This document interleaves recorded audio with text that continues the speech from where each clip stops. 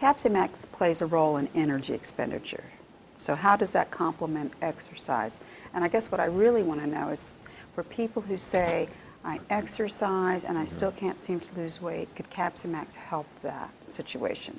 That's a question we can discuss, I think, for several hours, but let's keep it simple. If Capsimax will increase energy expenditure, which we believe it can based on some of the preliminary studies that we're aware of, in conjunction with exercise, the question becomes, will it increase energy expenditure above and beyond what regular exercise, would? Right, and as a dieter, that's why I would want to know Sure. that. So let's assume that a person exercises for 30 minutes and they expend 300 calories, which would be about normal for someone that's an average sized person that's training at a pretty high intensity or moderate intensity, roughly 100 kcals per 10 minutes, okay? Can Capsimax increase that 300 potentially to 325 or 350? And secondary to that, can it increase energy expenditure during that post-exercise period? Based on some new evidence, we know that during the post-exercise period, it seems to increase energy expenditure above and beyond what an individual would expend if they just consumed a placebo or just did exercise without the treatment. Because can you reach like an exercise plateau where you just either change your exercise or do something different or you won't lose Oh, weight? absolutely. There's no question about that. Typically, exercise physiologists would prescribe to people that they alter their program depending on their level of experience. They alter their program at least every 4 to 6 weeks. Some individuals may change programs sooner than that, but it really depends on what type of exercise they're doing. I think it's more important if they're performing resistance type exercise, weight training exercise, that they alter their protocol in terms of the exercise selection, the sets, the reps, the loading, the tempo, rest intervals, and that. And there's a strong literature on that. In terms of aerobic exercise, I think more individuals need to alter their program simply for excitement purposes. Maybe sometimes they run, sometimes they cycle, they change their intensity, to maybe they do interval training, etc. That's probably going to be key. But aside from that, if they're using a supplement like a capsaicinoid in addition, can it aid in energy expenditure?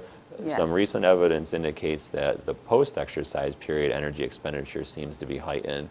The during exercise period, at least in this report, there was not any statistically significant increase in expenditure, but it's possible. Remember, this is one study, and within a study, you may have 20, 25, 30 individuals where some may have responded significantly, others perhaps didn't respond significantly, and hence there was no statistically detected difference.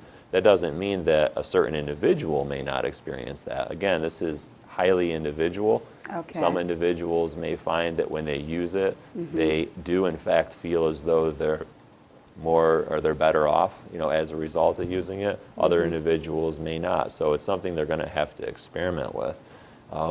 In terms of individuals who say that they're exercising but they're simply not losing weight, well, we know that outside of any alteration in dietary intake, exercise in and of itself is really not an effective way to lose body weight.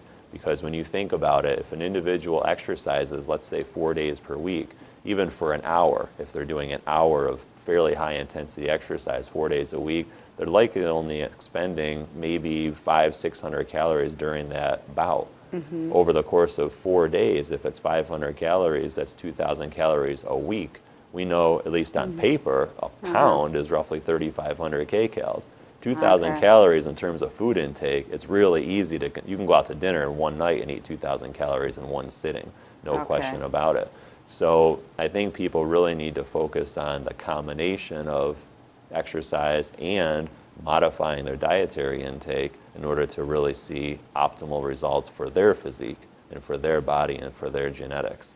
Exercise alone is probably not going to get them there. It will help, no question about that, but it's probably not going to get them to where they would be if they also modify their dietary approach.